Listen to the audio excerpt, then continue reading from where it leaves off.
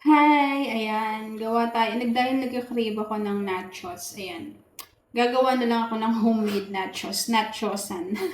So ayan, tara gawa na tayo. Kanina nakapag-prepare na ako ng gagamitin kong sangkap. So ayan, meron akong pipino, kamatis, tinanggalan ko na rin yan ng buto, and then meron akong sibuyas. Red sibuyas lang meron ako. Masarap sana kung puting sibuyas yung gagawin. So, paghalu-haluin lang natin tong mga ingredients. Ingredient. Ito mga sangkap na kailangan ko. Yan. So, yan lang yung meron ako dito sa bahay. Kaya pwede na yan. Homemade nachos nga, di ba? So, yan. Magkasama na siya. And then, lalagyan ko siya ng ito. Chili corn tuna. Spicy na rin yung pinili ko. Yan. Para may kick.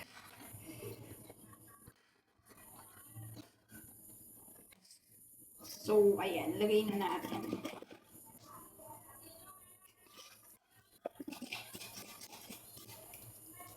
Halog-halog.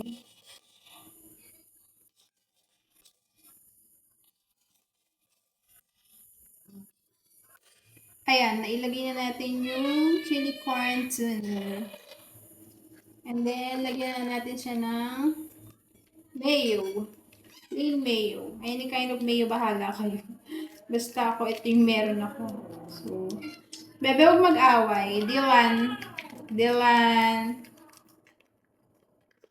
Di ka nakakalaruin ni Elvis, sige. Inaaway mo siya. So, ilagay natin to. Sa din natin kasi sayang. Grabe, mahal na ng bilihin ngayon. So, yan. And then, i-mix na natin. Mix na. Huwag na tayong mag-salt kasi yung chips, ano na yun. Ang tawag doon sa chips, maalat na yung mga chips. So, ganito na siya. Ayan. Ganyan na. Isang ano na yung nilagay ko, isang balat.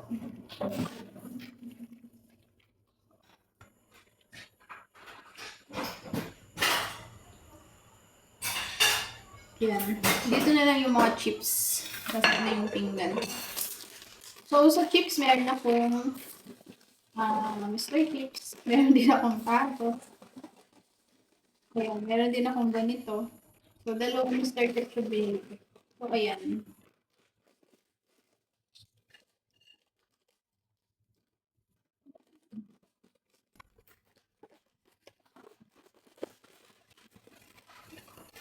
Hindi ko na ihahalo. So, i-dip na lang.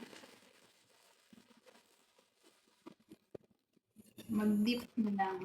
Hindi natin na ihalo. So, ganyan na mga chips ko. Ay, naku, napakalikot ng dalawa kong bebe sa baba. Ako, bebe, ha?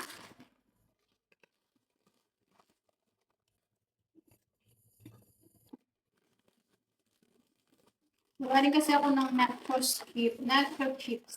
Wala din ako ganun. So, ayun. Kung ano lang nabili ko sa tindahan. So, yan. Ayan. And then, lagyan natin ito ng cheese para masarap. Akala ko kasi kanina, ihahalo ko na yung chips. Pero mas maganda yung kung iaano mo na lang. Magdi-dip na lang. So, okay na siguro yung isang mayo. Okay na yun. Haluin na lang natin mabuti bago lagyan ng cheese. So, ayan. Oh, diba? Ma-cheese yan. Kalokohan talaga yung aking pusa. Siya yung nakikipaglaro pero siya yung nagagalit. Napakapikon. Ne, Dylan. Buti na lang mabait si Ate Elvis mo. So, ayan. Ganyan siya. Super cheesy.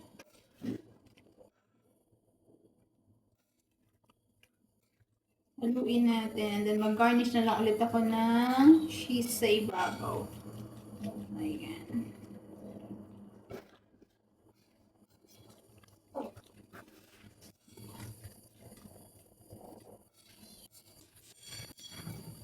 So, ayan siya.